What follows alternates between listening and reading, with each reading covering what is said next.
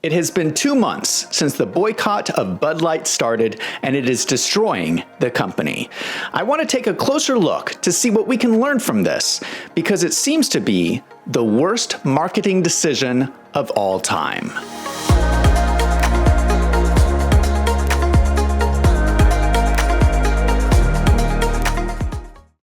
Let's start with a quick recap. Bud Light received backlash after doing a promotion with trans celebrity Dylan Mulvaney. Dylan has not been trans for that long. She started transitioning from a man to a woman and posting TikToks in March 2022. It has only been a little over a year, and in that time, Dylan has become the voice of trans issues.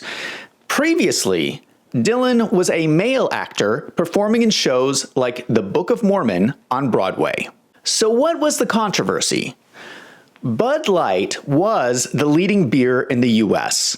Their customer base included a lot of straight, conservative men. Bud Light for years had built a brand based on girls in bikinis and football. So Dylan Mulvaney was a very strange choice to do promotions. Who were they promoting to? Dylan's audience on TikTok includes a lot of young people. Were they trying to sell beer to kids? Maybe they didn't mean to promote to anyone and were just trying to virtue signal. Either way, it was a complete reversal for the brand image to start promoting Bud Light as the gay beer. People stopped buying it. Straight guys do not want to be seen at a party drinking a gay beer. This started on April 1st, 2023. When the boycott first started, sales dropped 17% from last year. But the problem is speeding up. We are now over 2 months later, and still no one is drinking Bud Light. According to the sales data as of the week ending May 20th, sales volume of Bud Light is down 29.5% from last year. But it gets worse. New sales numbers last week showed that over Memorial Day weekend, sales were down 60% from last year. Bud Light has been telling the news media that there is no problem.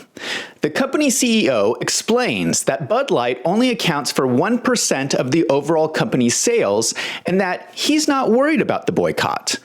Bud Light is part of the Belgian company AB InBev, which is a huge company. They have 500 beer brands all over the world. I believe the CEO is lying to you. This is a big deal for the company. The boycott is also affecting some of their other brands. Budweiser is down, Michelob Ultra is down, Busch Light is down, Natural Light is down. We are starting to see photos shared on social media of displays in the store where no one will touch the Bud Light. There are photos from concerts where no one will stand in line to purchase Bud Light. No one wants to drink the gay beer. This is devastating for the brand, and their business model makes them especially vulnerable to these type of boycotts. Bud Light is a high-volume, low-profit margin product. The company also has a lot of fixed costs that they have to pay no matter how much they sell. They have to pay for brewers and trucks and bottling facilities, and the beer has to be cold, so everything is refrigerated, which is also expensive. Since Bud Light is so cheap normally, you have to sell a lot of it to make any money. Let's run some quick numbers. Now, I don't have any inside information into the company. I'm just going to make some educated assumptions. If we look at the company's annual report from last year, we see that their net profit margin is around 13%. Now, if you assume that the Bud Light division is generally similar to the rest of the company, and you decrease sales and costs of goods sold by 30%, which is extremely conservative because we know there are fixed costs they cannot reduce, that results in a net profit margin of -4%. At the lower volume, if they were selling cans at full price, they would still be losing money. And that does not take into account fixed costs or discounts or other beers that have dropped in sales. It appears like the Bud Light division is essentially bankrupt, and the parent company is likely pouring in money to keep them afloat. Now, Wall Street knows this, and the stock of the parent company has been crashing. Here is the stock chart. Here is when they first did the Dylan Mulvaney promotion. You can see that it only dipped slightly for the first month. Then, when the sales data started coming out, we see absolute panic. The price is crashing. The stock is down 17%. Just so you understand what that means, here is a breakdown of the parent company's international operations by volume. Based on these numbers, if the investors are saying that they think the company is suddenly worth 17% less, that means that investors are assuming all U.S. operations get shut down. The boycott is working. On April 14th, the company's CEO responded to the controversy by issuing a press release, but it did not include an apology. It explained, "They never intended to be part of a conversation that divides people." This made people even more mad. Bud Light did not address the issue. They did not accept accountability, and they did not say they were sorry. What is even more confusing is that Bud Light continues to make the situation worse. Rather than apologizing, they have doubled down. They issued a press release bragging about a $200,000 donation to LGBT causes. The parent company, Anheuser-Busch, is sponsoring pride parades in Chicago, San Francisco, Charlotte, and other cities.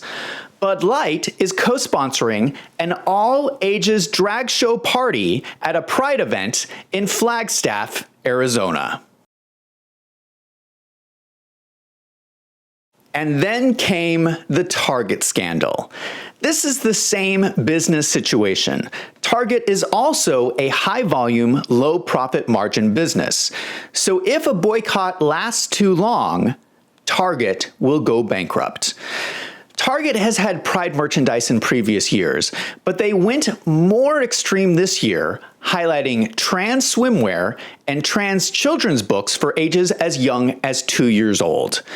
Now, I don't know about you, but I don't know any 2-year-olds who are thinking about their gender orientation. But it gets even more extreme. Target worked with a satanic designer. Eric Carnell is a trans designer who transitioned from a woman to a man. The clothing designs included a shirt that says, "Satan respects pronouns." Here is another piece from the collection. This is a pin that appears to be calling to kill anyone critical of trans people. This pin is calling for violence. There's not just one pin with this violent message.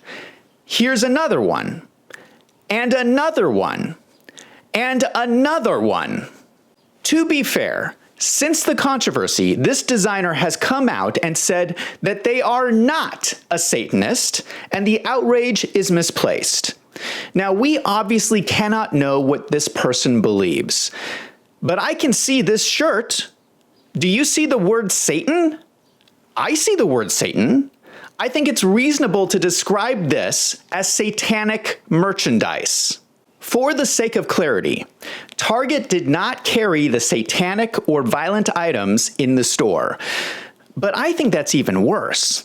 That means that some executive at Target reviewed the satanic items in the collection and decided that they still wanted to partner with this brand. They would just choose the items that did not mention Satan for the display at the front of their stores. Just like Bud Light, this was a bad business decision. Transitioning children is a hot button issue.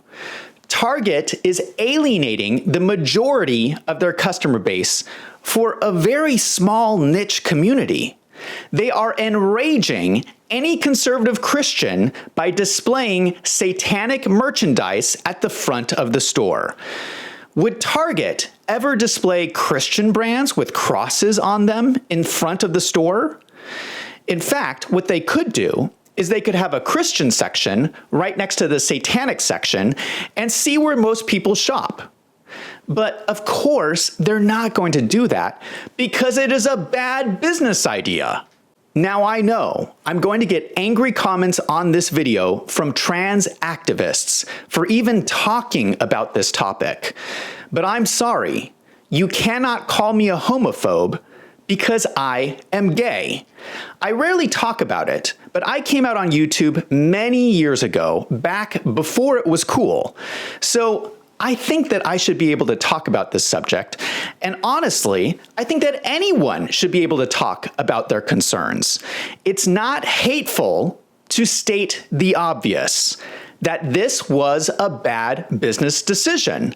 It's very simple. A decision was made. It might cause these companies to go bankrupt. That's a bad business decision. These conservative shoppers have a reason to be upset. Last week, the Defense of Freedom Institute released this report on grooming in public schools. They looked at data provided by the Government Accountability Office, which showed a massive increase in sexual abuse.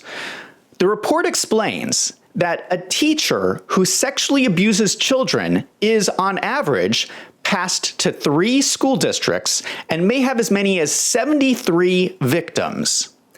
This practice of moving child molesters around the education system was referred to by colleagues as passing the trash. Our public schools are protecting child molesters and hiding it from the public. They started tracking this in 2010, and the situation has gotten worse. Between 2010 and 2019, complaints of sexual violence against children in K-12 education has increased 300% based on the statistics reported by the Department of Education. These are horrifying statistics. This is like the sex abuse scandal that happened in the Catholic Church. But this time, it's in our schools, and your tax dollars are paying for it. These statistics are not from conservative studies. This is the government's own data. I'm not against trans people.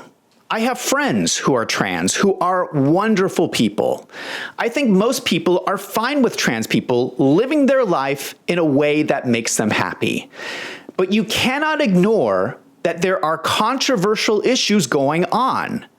Why does the trans community refuse to fight against grooming of children in schools? Kids are getting sexually abused, and Target is rubbing it in parents' faces. That is a bad business decision. Target stock has plummeted. It dropped 14% in 9 days, and it has been getting worse.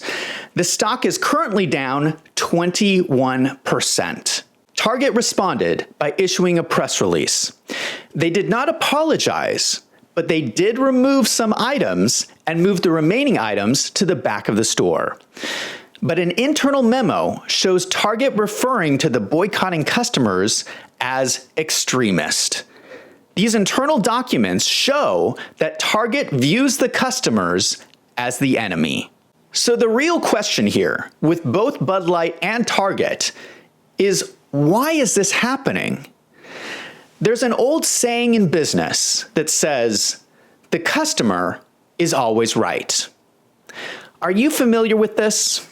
This is a really simple idea that you can use to keep any business out of trouble. Target is ignoring this and saying that at their store, the customer is always wrong. Why are they doing this? In these big companies, CEOs don't talk with customers very often. That's unfortunate because maybe if they did talk with customers, things like this wouldn't happen. Who they do talk with a lot, though, is the big banks. They hold a quarterly earnings call with their biggest investors, where they directly answer questions. If the bankers are not happy, they will dump their stock and crash the price. So the CEOs are highly incentivized to pay attention to major financial companies like BlackRock rather than their own customers.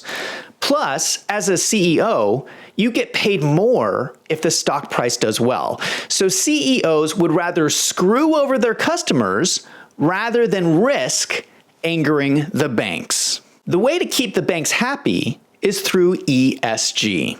Now, you have probably heard of ESG.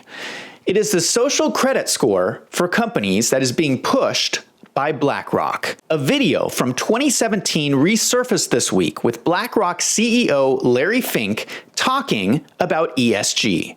He was talking about hiring quotas for diversity and said, "You have to force behaviors in companies on gender and race and diversity." ESG comes up with a score for companies based on a long list of issues. But here's the problem. If you go down the list of what ESG is scoring, it is the Democrat Party platform. Your company is scored on how closely you comply with what the Democrat Party wants. If you question the Democrat talking points, you lose your ESG score, your ability to bank, and your stock price goes down. Trans issues are a part of ESG. You must support trans issues, but you cannot talk about grooming in schools. Even though there is a clear controversy, you can only publicly acknowledge the side of the argument that supports the Democrat Party. ESG is the weaponization of the banking system against the American people. There is a very specific reason why the Democrat Party controls ESG. Part of the ESG calculation is CEI, or Corporate Equality Index. This score is given by the Human Rights Campaign. Well, in both situations with Bud Light and Target, the Human Rights Campaign sent both companies a letter when the controversy started. In the letters, they threaten to reduce the company's CEI score if they responded to the boycott. That is why these companies are ignoring their customers. This is really bizarre because the Human Rights Campaign is a major Democrat lobbying group. They spend millions of dollars in campaign contributions and lobbying, all for Democrats. No Republicans. This is the group that is determining a company's ESG score. Do you see the conflict of interest? A Democrat lobbying group is making companies ignore their customers in order to push the Democrat agenda. I think we need to start calling out ESG for what it is. ESG is compelled speech, a violation of your First Amendment right to free speech. In the case of trans issues, it's also a violation of the Equal Credit Opportunity Act, which covers all financial products and makes it illegal to discriminate based on religious affiliation. So if ESG is asking questions about social behavior to identify what private beliefs that people hold about trans issues, that is illegal. You have rights and you can push back. This is how I see it. In America, you have two groups of people. One group of people thinks that we should medically transition children. The other group of people thinks that we should not medically transition children. And neither group is going to agree with each other. What I find wrong is that ESG is forcing companies to publicly agree with one group for political reasons. That is compelled speech, and it is wrong. I will say it again, just so that this is clear. Democrats determine the ESG scores for companies in order to push Democrat policies. It is done out in the open, and it is not right. In this case, the Human Rights Campaign followed through on their threat. On May 9th, HRC reduced Bud Light's CEI score because the company did not come out more strongly against the boycott. The $200,000 donation that Bud Light made to LGBT causes was apparently not enough money. On May 23rd, HRC released another statement threatening Target to return all merchandise items back to the front of their stores or else. We are still waiting to see if they will drop Target's CEI score. What I always advocate for on this channel is free market solutions. We need to get politics out of our businesses. We need to get rid of ESG. We need to tell BlackRock that no, you cannot push your agenda on us. ESG has become a way to weaponize the banking system against Americans. People are sick and tired of having politics forced on them when they are just trying to shop. We need to get back to what business should be about, listening to your customers. Now I want to hear from you. Are you drinking Bud Light? Let me know in the comments down below. And don't forget to hit that subscribe button. I have some important videos coming soon that you don't want to miss. I'm Zach from Wolves in Finance. Thank you for watching.